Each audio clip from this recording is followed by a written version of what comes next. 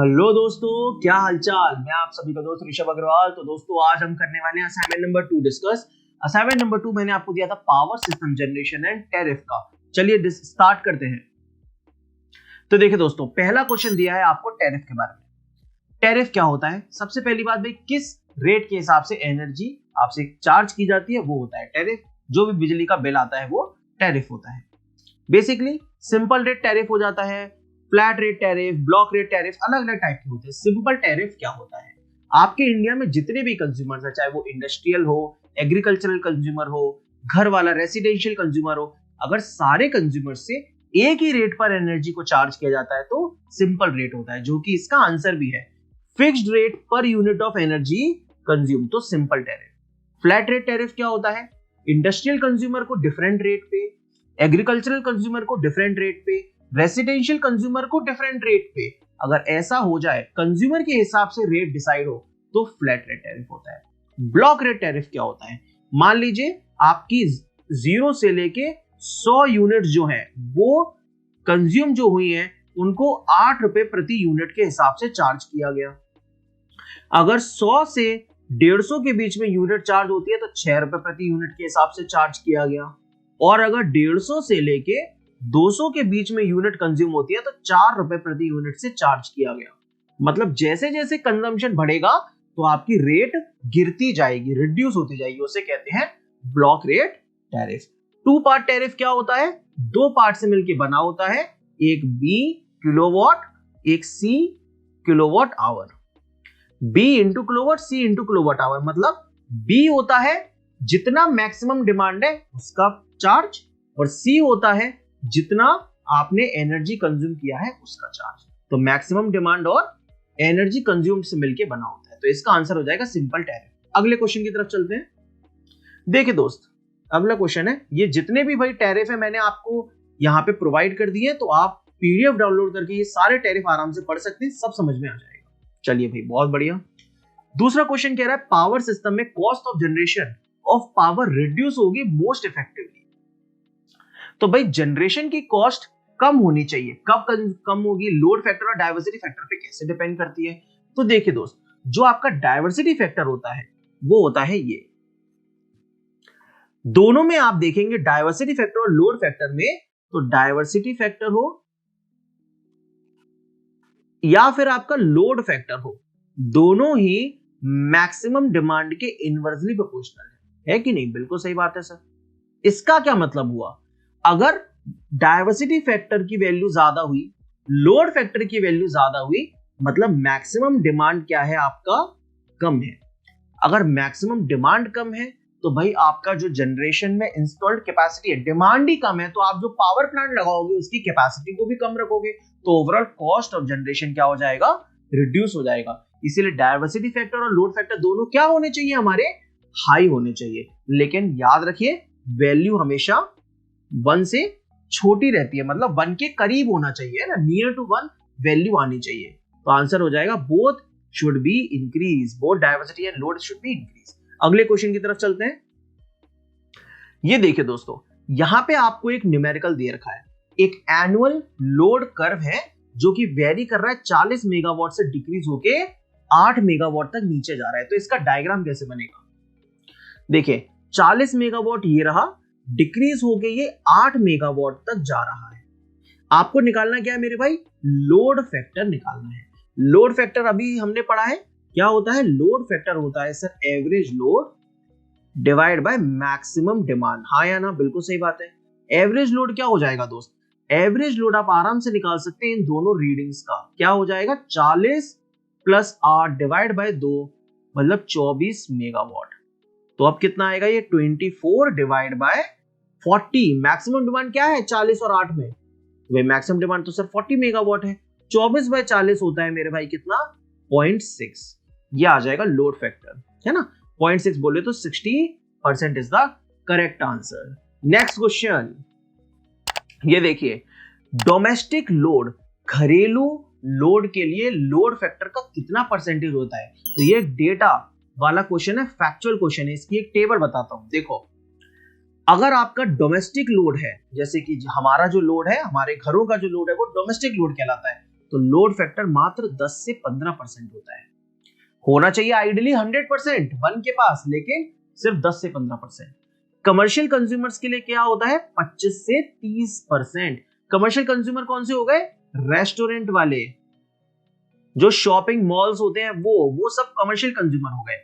Industrial में कितना होता है 60 से 65%, समझे, मतलब जितना वो डिमांड करते हैं उतना वो कंज्यूम भी करते हैं। और एग्रीकल्चरल कंज्यूमर्स के लिए होता है 15 से 25%। तो आप ये सारा का सारा डेटा अच्छे से नोट कर लेना अपनी शॉर्ट नोट्स की कॉपी में।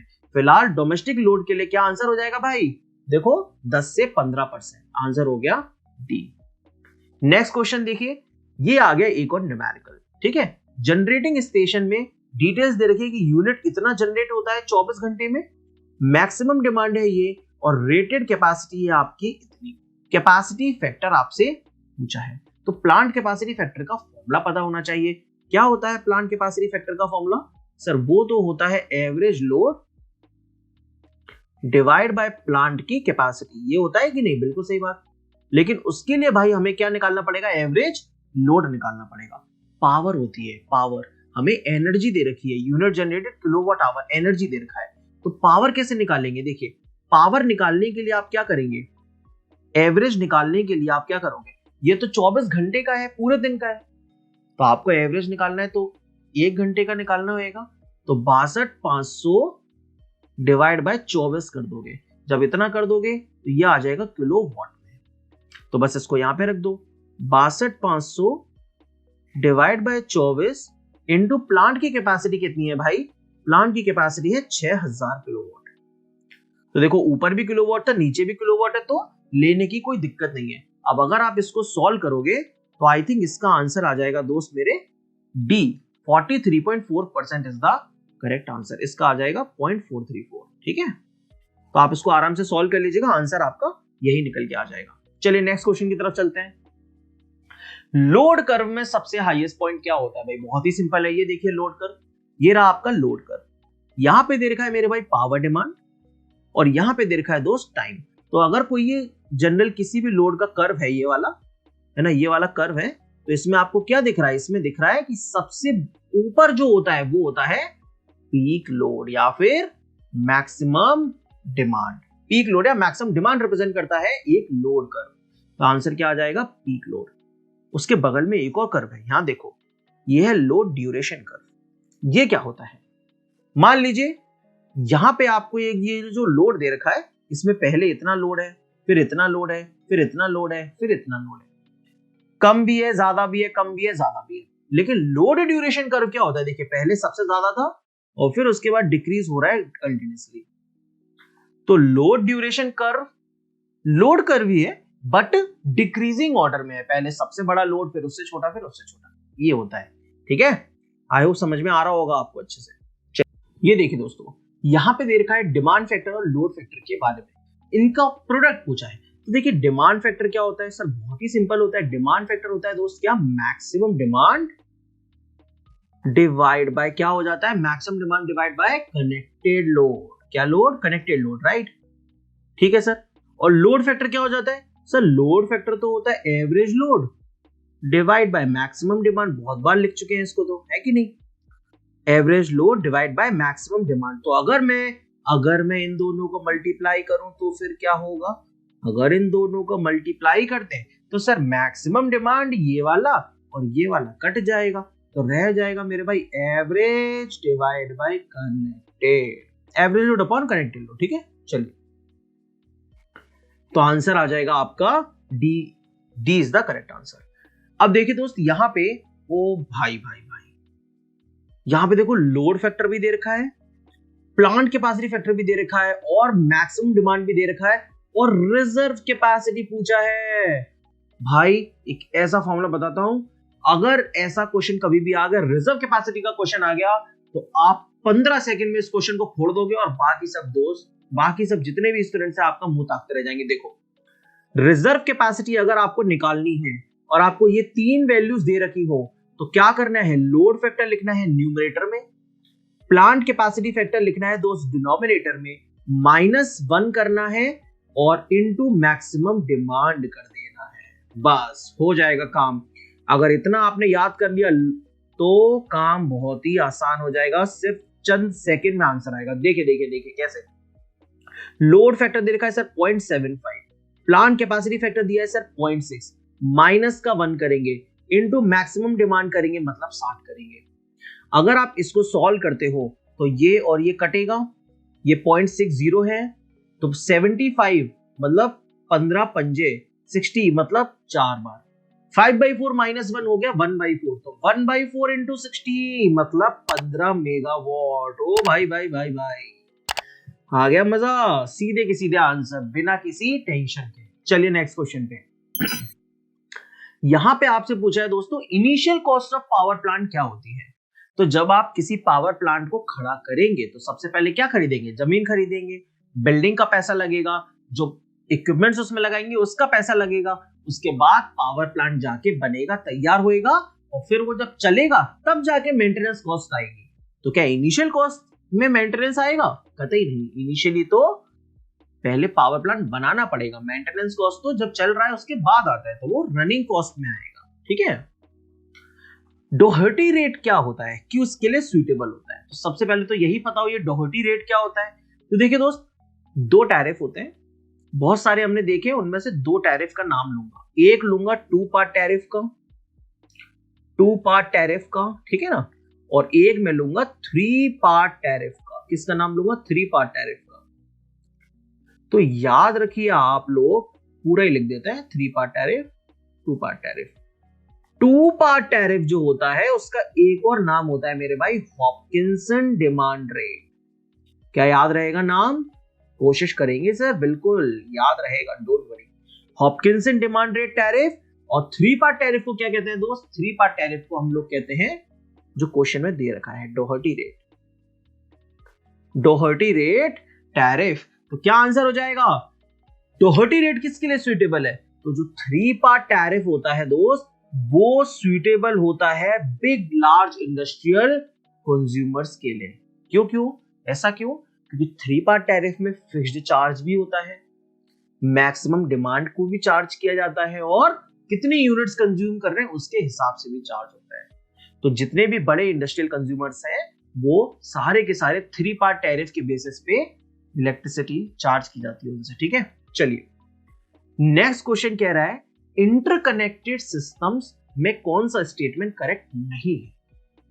इंटरकनेक्टेड सिस्टम मतलब होता है बहुत सारे जनरेटर्स जब पैरेलल में लगे हों। जनरेटर्स पैरेलल में अगर हैं तो क्या उनकी इंस्टॉल्ड कैपेसिटी कम हो जाएगी, हो जाएगी। अगर एक ही बड़ा जनरेटर लगाना पड़ता तो पूरा का पूरा 500 मेगावाट उसी को सप्लाई करना होता, लेकिन 4 जनरेटर्स पैरेलल में लगा दोगे तो 125 के लगा के काम चल जाएगा, और इसकी वजह से जो कैपेसिटी है वो कम लेनी पड़ेगी, कॉस्ट ऑफ जनरेशन भी कम आएगा। तो यहां पे तो कह रहा है increases the cost of generation. जी नहीं, जब भी कैपेसिटी गिरती है तो कॉस्ट ऑफ जनरेशन भी गिरता है, कम पैसा लगता है। तो cost of generation is not correct, increase the cost of generation is not correct. तो बाकी देख लेते हैं, रिजर्व कैपेसिटी घटेगी, घट जाएगी। इंक्रीज द सर्विस रिलायबिलिटी, बिल्कुल सर्विस रिलायबिलिटी भी इंक्रीज हो जाएगी, क्योंकि एक खराब हुआ तो दूसरे ने काम संभाल लिया, बात खत्म है ना। दूसरा भी खराब हो गया तो भाई किसी और को लगा देंगे पैरेलल में, तो रिलायबिलिटी हमेशा बनी रहती है, कंज्यूमर को इलेक्ट्रिसिटी हमेशा पहुंचती रहेगी, that is reliability. Next question देखिए क्या कह रहा है आपसे, maximum demand upon installed capacity का फॉर्मूला पूछ रहा है। तो यहां पे आपको अच्छे से 2 चीजें याद कर लेनी है, बहुत ही बारीक डिफरेंस है, लेकिन मैं चाहता हूं कि आप अभी आपने आंखें बंद कीजिए मेरे साथ और मैं आपको 2 रिजल्ट याद कराता हूं, फटाफट से करो। चलो, यूटिलाइजेशन फैक्टर क्या होता है, सबसे पहले प्लांट कैपेसिटी फैक्टर पे आते हैं, वो क्या होता है। प्लांट कैपेसिटी फैक्टर होता है मेरे भाई average load upon plant capacity, average load upon plant capacity. लेकिन अगर तुमने दोस्त एवरेज लोड को हटा के ऊपर मैक्सिमम डिमांड रख दिया और डिवाइड बाय प्लांट कैपेसिटी कर दिया तो उसे यूटिलाइजेशन फैक्टर कहते हैं। ये देख लीजिए, ये रहे दोनों फॉर्मूले। यूटिलाइजेशन फैक्टर क्या होता है sir, maximum demand upon plant की कैपेसिटी, और कैपेसिटी फैक्टर क्या होता है, average load divide by plant capacity. तो ये दोनों फॉर्मूले आप लोग अपनी कॉपी में जरूर से नोट कर लीजिएगा। तो यहाँ पे मैक्सिमम अपॉन प्लांट कैपेसिटी पूछा है, आंसर हो जाएगा यूटिलाइजेशन फैक्टर। अगला क्वेश्चन कह रहा है load shedding is done to. तो भाई किसी इंसान के पास जब बार बार उसका मैसेज आएगा, बार बार कॉल आएगा, कहाँ हो, कब आओगे, ये वो ऐसा वैसा, तो उस लोड को शेयर तो करना पड़ेगा ना कुछ देर के लिए, मोबाइल फोन स्विच ऑफ करके रखना पड़ेगा ना। आपका काम भी तो इंपॉर्टेंट है, जिस काम में आप बिजी हो और रिप्लाई नहीं कर पा रहे हो, है या नहीं?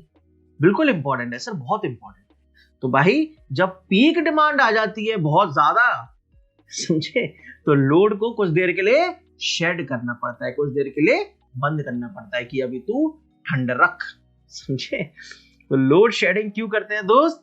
Reduce peak demand, peak demand को थोड़ा देर शांति देने के लिए। एकदम से डिमांड आ गई तो सिस्टम झेल नहीं पाएगा, तो थोड़ा लोड शेडिंग की जाती है। Two part tariff is based on, किस पे बेस्ड है टू पार्ट टैरिफ? पहले भी देखा था, अब भी देख सकते हैं। टू पार्ट टैरिफ में दो कंपोनेंट आते हैं, fixed charge, running charge. Fixed charge किस पे बेस्ड है? मैक्सिमम डिमांड पे। रनिंग चार्ज किस पे बेस्ड है? कितनी यूनिट्स कंज्यूम करोगे, जितनी यूनिट्स कंज्यूम करोगे उतना ज्यादा रनिंग चार्ज। जितना ज्यादा मैक्स डिमांड का कनेक्शन लोगे, जैसे हमारे घर में 2 किलोवाट का कनेक्शन है, तो भाई उससे क्या होगा, 2 किलोवाट का एक मुझे फिक्स्ड चार्ज देना पड़ता है, और कितनी नंबर ऑफ यूनिट्स कंज्यूम करेंगे उसके हिसाब से एक्स्ट्रा बिल आता है। सो दो पार्ट हो गए, फिक्स्ड चार्ज है, रनिंग चार्ज। तो इसमें fixed charge proportional to maximum demand, running charge proportional to actual units. Answer हो गया डी। तो देखिए यहाँ पे लिखा भी है ये टू पार्ट टैरिफ पूरा, टोटल चार्ज, ये सब आप आराम से देख सकते हैं, कोई दिक्कत वाली बात नहीं। पूरी पीडीएफ आपको डाउनलोड करने के लिए मिल जाएगी टेलीग्राम चैनल पे। अब देखिए, which power plant requires highest initial cost and minimum fuel transportation cost? तो भाई ऐसा कौन सा पावर प्लांट है तो दोस्त जिसमें हाईएस्ट इनिशियल कॉस्ट लगती है, क्योंकि उसकी रेडियो एक्टिव वेव्स को आपको प्रोटेक्ट करना होता है, मतलब रेडियो एक्टिव वेव से एटमॉस्फेयर को प्रोटेक्ट करना है, तो उसके अराउंड जो शील्डिंग बनती है, उसका जो कोर बनती है, वो बहुत ही ज्यादा कॉस्टली बनती है। इसलिए हाईएस्ट इनिशियल कॉस्ट होता है न्यूक्लियर पावर प्लांट का, याद रखना है। उसके बाद होता है हाइड्रो का, ठीक है। चलिए, when the rate of electrical energy is charged on the basis of maximum demand of consumer and the units consumed, तो यार देखो घूम फिर के वही क्वेश्चन आ गया, एक तो मैक्सिमम डिमांड पे चार्ज कर रहा है और यूनिट्स कंज्यूम्ड पे चार्ज कर रहा है, तो दो अलग अलग चीजें हैं, तो यही तो होता है टू पार्ट टैरिफ। अरे मेरे भाई यही तो पढ़े थे। चलिए ये देखिए फिर से टू पार्ट टैरिफ आ गया, अब तो रट गया है। चलिए अब आ गया एक बढ़िया सा न्यूमेरिकल। क्या पूछ रहा है इसमें? लोड फैक्टर आपको दे रखा है, अगर आप ध्यान दे तो लोड फैक्टर आपको दे रखा है दोस्त 40%। तो पहले तो लोड फैक्टर का फॉर्मूला लिख लेते हैं, ये होता है मेरे भाई average load divide by maximum demand, है ना। लेकिन मैं इसको थोड़ा सा चेंज कर सकता हूं, क्या? यहां पे टाइम भी ऐड कर सकते हैं। तो अगर मैंने टाइम का ऊपर मल्टीप्लाई कर दिया और नीचे भी मल्टीप्लाई कर दिया, तो ये क्या बन गया? ये जो चीज बन गई ये हो गई एनर्जी जनरेटेड, क्योंकि एवरेज लोड था power into time, power into time क्या होता है? एनर्जी। तो कितना एनर्जी जनरेट होगा वो हो गया ऊपर, और नीचे आ गया मैक्सिमम डिमांड इनटू टाइम। समझ गए? चलिए सर, आपको क्या निकालना है? एनर्जी जनरेटेड निकालना है। तो फिर आप बाकी सबको कहां भेज देंगे? इधर मल्टीप्लाई के लिए भेज देंगे। इन सबका हो जाएगा इधर मल्टीप्लीकेशन। तो देखो फिर एनर्जी जनरेटेड कितना आ जाएगा दोस्त? सर ये आ जाएगा लोड फैक्टर की वैल्यू 0.4, मैक्सिमम डिमांड आपको दे रखा है 100 मेगावाट, तो मैं इसको 10 की पावर 6 अलग लिख लूंगा, ठीक है ना। और आपको टाइम, तो क्या पूछ रहा है? टाइम देखना होगा किसके हिसाब से? मंथ के हिसाब से, डे के हिसाब से, ईयर के हिसाब से। तो एनुअल की बात कर रहा है, तो एनुअल में 365 दिन और 24 घंटे, एक दिन में 24 घंटे, तो ये टोटल आ जाता है दोस्त 8760। जब आप इस पूरे को मल्टीप्लाई कर लोगे तसल्ली से बैठ के आराम से, तो आंसर आ जाएगा 3504 इंटू 10 की पावर 5 किलोवाट आवर, मतलब A is the correct answer दोस्त। क्या आ जाएगा? A will be the correct answer. Next question पे चलते हैं। देखिए कौन सी पावर प्लांट का मिनिमम ऑपरेटिंग कॉस्ट है? हाँ, ये भी कोई क्वेश्चन है? सिंपल सी बात है, डीजल पावर प्लांट का, क्योंकि डीजल तो फ्री में बिकता है। अब ऐसा तो नहीं है ना तो भाई ऐसा आंसर मत कर देना, सबसे ज्यादा महंगा डीजल पावर प्लांट ही है, समझ गए। तो ज्यादा 36 का दिमाग मत लगा देना। डीजल पावर प्लांट सबसे महंगा है, उससे कम पैसा लगता है स्टीम पावर प्लांट को चलाने में, स्ट्रीम नहीं स्टीम। उससे कम पैसा लगता है न्यूक्लियर पावर प्लांट को चलाने में, और सबसे कम लागत आती है मेरे भाई हाइड्रो पावर प्लांट को चलाने में। ये है minimum operating cost. Operating cost यहां पे डिक्रीज होती है। इस ऑर्डर में ऑपरेटिंग कॉस्ट क्या हो जा रही है आपकी, डिक्रीजेस। तो सबसे कम ऑपरेटिंग कॉस्ट किसमें लगता है, पानी वाले को लगाने में, चलाने में ना। तो हाइड्रो पावर प्लांट को चलाने में सबसे कम ऑपरेटिंग कॉस्ट लगती है। अब देखिए एक और क्वेश्चन आ गया यहाँ पे, बहुत ही सिंपल सा क्वेश्चन है ये, तो बहुत ही सिंपल न्यूमेरिकल है। आपको यहाँ पे बताना है इलेक्ट्रिकल एनर्जी में 30 पैसा प्रति किलोवाट आवर अगर लगता है तो कॉस्ट ऑफ बॉयलर ऑपरेशन, एक बॉयलर को चलाने के लिए कितना खर्चा करना पड़ रहा है, रुपीज में बताना है, ध्यान रखना है, ठीक है। तो 30 पैसा बेसिकली रुपीज में कितना हो गया, ये हो गया 0.3 रुपीज। पहले ही इसको कन्वर्ट कर लेते हैं। अब आपको निकालना क्या है, एक यूनिट 1 किलोवाट आवर के लिए 30 पैसा लग रहा है, तो टोटल जितनी यूनिट होंगी उतना ही कॉस्ट होगा। तो टोटल यूनिट निकालना है बेसिकली, टोटल किलोवाट आवर। तो टोटल किलोवाट आवर क्या हो जाएगा, ये तो सर पावर हो जाएगा किलोवाट में इनटू टाइम हो जाएगा आवर्स में। बिल्कुल सही बात सर। पावर किलोवाट में कैसे आएगा, देखो 115 इंटू 12 ये हो गया पावर, इंटू अब इसको किलोवाट में लिखना है तो किलोवाट में लिख लेंगे, टाइम आवर्स में मतलब 6। तो 15 इंटू 112 कितना होता है, 12 पंजे 60 की 0 6, 12 एकम 12 और 6 18 की 8 और 1, 12 एकम 12 और 1 13। तो 1380 ये वॉट है, याद रखना भाई, है ना, इंटू 6। अगर आप इसको 1.38 लिख लोगे तो काम आसान हो जाएगा। 1.38 तो क्या हो जाएगा, ये किलोवाट। तो ये बन गया किलोवाट आवर बन गया, क्या बन गया, किलोवाट आवर, ठीक है। चलिए तो मैं इसको यहां से हटा देता हूं जिससे आपको कंफ्यूजन ना रहे। एक सेकंड दीजिए मुझे, यहां से मैं इसको हटा देता हूं जिससे आपको कोई भी कंफ्यूजन ना रहे। पावर इंटू टाइम हम कर रहे हैं, बाद में हमने किलोवाट में लिख लिया, ठीक है। चलिए सर, बहुत ही बढ़िया। अब देखिए ये कितना आ जाएगा, 1.38 इंटू 6, 8 6 48 की 8 और 4 6 तिया 18 और 4 22 की 2 और 2, 6 एकम 6 और 2 8, 8.28 किलोवाट आवर आ जाएगा। इतना किलोवाट आवर आ रहा है, तो बस क्या 8.28 आंसर हो जाएगा, नहीं भाई, ये तो टोटल किलोवाट आवर आया है। तो टोटल कॉस्ट क्या आ जाएगी, टोटल कॉस्ट आ जाएगी सर 8.28 इंटू 0.6 इंटू 0.3। तो इसको जब आप सॉल्व करोगे दोस्तों 2.484 आ जाएगा। 2.484 rupees is the cost of boiler operation. Very simple. अब इसे देखिए दोस्तों, for low power factor if consumer has to pay more bill if the tariff is. तो भाई सिंपल सी बात है, कम पावर फैक्टर के लिए कंज्यूमर को ज्यादा पैसा देना पड़ रहा है। तो ऐसा कौन सा टैरिफ लगाया जा रहा है जो कि इस चीज को कंसिडर कर रहा है, लो पावर फैक्टर पे ध्यान दे रहा है। तो देखो यार, सिंपल सी बात एक बताता हूं, क्या आपने ये कभी सुना है P = S cos phi होता है?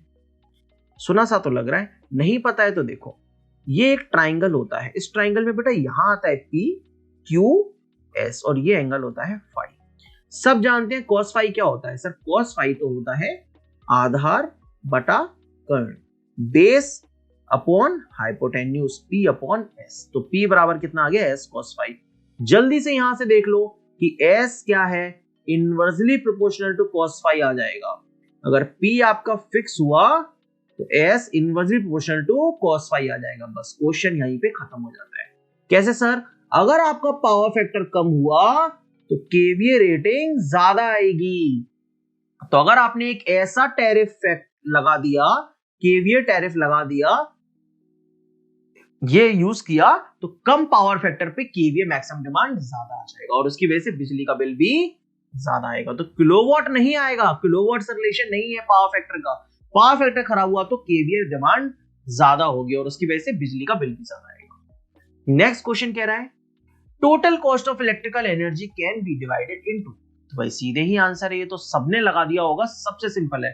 3 भागों में बटा हुआ है, फिक्स्ड कॉस्ट में, सेमी फिक्स्ड कॉस्ट में और रनिंग कॉस्ट में total cost of electrical energy divide होती है, ठीक है। चलिए ये देखिए यहां पे लिखा भी है, टोटल कॉस्ट होता है fixed cost, semi fixed cost and running cost, जिसको कि ऑपरेटिंग कॉस्ट भी कहते हैं। फिक्स्ड कॉस्ट आपकी कांस्टेंट होती है और ये आपकी वेरिएबल होती है। ठीक है, चलिए अगला क्वेश्चन क्या कह रहा है। अगला क्वेश्चन कह रहा है the most suitable power plant to meet the peak load. तो यार पीक लोड के लिए तो सबसे सुटेबल प्लांट कौन सा है हमारा, pumped storage plant is the most suitable plant for meeting the peak load. क्यों सर ऐसा क्यों, पम्प्ड स्टोरेज क्यों?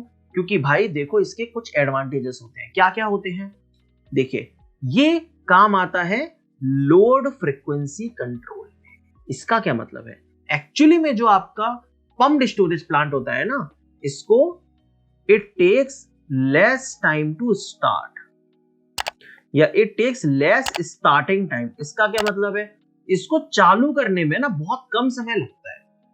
तो जैसे ही पीक लोड आया, एकदम से लोड की डिमांड आई, ये फटाफट ऑन हो गया, इसने एनर्जी एक्स्ट्रा देना चालू कर दी। तो ये क्या करता है, स्पीड को ज्यादा चेंज नहीं होने देता। इसका क्या मतलब हुआ, देखो भाई अगर एकदम से सिस्टम पे लोड आ गया तो एकदम से क्या हुआ, रोटर धीमा हो जाएगा। किसी पे एकदम से लोड बढ़ा, बाइक पे एकदम से 5 आदमी आके बैठ गए तो वो धीरे हो जाएगी। सिस्टम पे एकदम से लोड आ गया जनरेटर पे तो वो धीरा हो जाएगा। जब स्पीड चेंज होगी तो आप सब जानते हैं सिंक्रोनस स्पीड होता है 120 f/p। तो अगर p तो ns जो है वो डायरेक्टली प्रोपोर्शनल टू फ्रीक्वेंसी है। तो अगर स्पीड चेंज हुई तो फ्रीक्वेंसी भी चेंज होती है, सही बात। तो आप अगर चाहते हैं कि फ्रीक्वेंसी चेंज ना हो तो आपको स्पीड को मेंटेन करना पड़ेगा, और उसके लिए आपको जब भी लोड आए उसको सप्लाई करना पड़ेगा, एकदम से फटाफट सप्लाई करना पड़ेगा। So basically pumped storage plant क्या करता है, वो फ्रीक्वेंसी को मेंटेन करता है, मतलब स्पीड को मेंटेन करता है लोड को सप्लाई करके, पहली चीज। दूसरी चीज पॉल्यूशन फ्री है, बिल्कुल सही बात। तीसरी चीज क्या है कि most economical as a peak load. इसको जब ऑपरेट करते हैं तो ये बाकियों से और सस्ता पड़ता है और आसानी से काम करता है। ठीक है, तो इसका आंसर हो जाएगा pumped storage peak load plant. बहुत ही अच्छे से समझाया, आई थिंक क्लियर हुआ होगा। नेक्स्ट क्वेश्चन क्या कह रहा है, देखिए यहाँ पे एक न्यूमेरिकल आ गया। Peak load on A 50 megawatt power station is 39 megawatt. 50 megawatt का तो पूरा पावर स्टेशन है। पीक लोड या मैक्सिमम डिमांड कितनी दी है आपको, 39 मेगावाट दी है। समझ रहे हैं, बिल्कुल सही बात है सर। अब देखिए it supplies power to 4 transformers जिनकी मैक्सिमम डिमांड अलग अलग है। आपको डायवर्सिटी फैक्टर निकालना है। देखिए डायवर्सिटी फैक्टर क्या होता है, नाम में ही है डायवर्सिटी, मतलब बहुत सारे अलग अलग मैक्सिमम डिमांड को जोड़ देंगे। Sum of individual maximum demand divide by maximum demand on the station. समझे, मतलब जितना भी मैक्सिमम डिमांड है उन सबको आपको जोड़ देना है। तो कितना हो जाएगा, 15 + 10 + 8 + 9 divide by maximum demand on station, जो कि है आपकी 39। तो आपको इसे सॉल्व करना पड़ेगा दोस्त, और इसे सॉल्व करके आंसर जो आ जाएगा वो मैं आपको बता देता हूं। इसको सॉल्व करके आंसर आ जाएगा आपको 1.077। ये आंसर आ जाएगा, मतलब D will be the correct answer. और हमेशा याद रखिएगा क्या, diversity factor is greater than 1। हमेशा क्या होता है, ये ग्रेटर देन 1 आता है। ठीक है, ओके सर। चलिए इसके बाद चलते हैं इस क्वेश्चन पे। देखिए ऑटोमेटिक वोल्टेज रेगुलेटर, नाम से ही समझ में आ रहा है, अगर फुल फॉर्म आती है तो फिर क्वेश्चन खत्म। ऑटोमेटिक वोल्टेज रेगुलेटर का क्या काम है, क्या फंक्शन है? तो सिंपल सी बात है भाई, नाम है ऑटोमेटिक वोल्टेज को रेगुलेट करना, मतलब कांस्टेंट जनरेटर वोल्टेज प्रोवाइड करना। जनरेटर के टर्मिनल पे कांस्टेंट वोल्टेज हमें मिलता रहे, जिससे लोड के पास भी कांस्टेंट वोल्टेज पहुंचे, इसको चेंज नहीं होने देता। ठीक है, फ्रीक्वेंसी कंट्रोल का काम कौन करता है? फ्रीक्वेंसी कंट्रोल का काम कौन करता है? तो सिंपल सी बात है, स्पीड गवर्नर। ऐसा आपने नाम सुना होगा। स्पीड गवर्नर जो होता है वो फ्रीक्वेंसी को कंट्रोल करता है, और वोल्टेज को कौन कंट्रोल करता है? AVR, automatic voltage regulator. फिर इसके बाद है ये क्वेश्चन, यहां पे क्या कह रहा है, in the load frequency control system with free action increase in load demand under study condition is met. Load की डिमांड एकदम से आ गई तो फिर लोड की डिमांड को कैसे मीट किया जाएगा, कैसे फुलफिल किया जाएगा? तो भाई सिंपल सी बात है कि आप जनरेटर से और ज्यादा बिजली पैदा करिए। जनरेटर से और ज्यादा बिजली पैदा करने के लिए आपको जनरेटर को इनपुट ज्यादा देना पड़ेगा, और जनरेटर को इनपुट क्या जा रहा है, टरबाइन के थ्रू उसको घुमाया जा रहा है। टरबाइन कैसे घूम रही है, स्टीम आने की वजह से टरबाइन घूम रही है। तो स्टीम कहां से आ रही है भैया, वॉल्व लगा है, वॉल्व, उस वॉल्व के ढक्कन को और खोल दीजिए, स्टीम ज्यादा आएगी, टरबाइन तेज घूमेगी, जनरेटर को घुमाएगी और ज्यादा, इनपुट पावर बढ़ेगा, लोड को सप्लाई हो जाएगा। समझ में आया क्या बोला मैंने? स्टीम का वॉल्व खोलना होता है, स्टीम आई, टरबाइन को घुमाया तेज, जनरेटर पे और पावर पहुंची, जनरेटर ने लोड को सप्लाई कर दी। तो इसलिए आपको क्या करना पड़ेगा, इंक्रीज करना पड़ेगा generation due to opening of steam valve. Steam valve को ओपन करके काम हो जाएगा। ठीक है, तो ये था दोस्तों आपका आखिरी क्वेश्चन। आई होप आपको ये वीडियो पसंद आई हो। आपको किसी भी क्वेश्चन में कोई भी डाउट है आप कमेंट बॉक्स में फटाफट से लिख के बताइए, और अगर वीडियो पसंद आई हो तो लाइक जरूर छोड़िएगा। मैं इस तरीके के रिकॉर्डेड वीडियोस मतलब लेने का ज्यादा हैबिचुअल नहीं हूं, अभी तक मुझे नहीं इसके बारे में ज्यादा आइडिया है किस तरीके से काम करना चाहिए। बट अगर आपको कोई भी इंप्रूवमेंट का पॉइंट दिखता है तो आप जरूर फीडबैक में बताइए दोस्तों। I am waiting for your response. अच्छा लगा हो तो लाइक ठोकिए, नहीं लगा हो तो फिर कहाँ इंप्रूवमेंट करना है वो जरूर बताइए। ठीक है, चलिए दोस्तों, बहुत बहुत धन्यवाद। आप सब लोग के साथ में मिलता हूँ next video solution assignment number 3 के लिए। Thank you so much.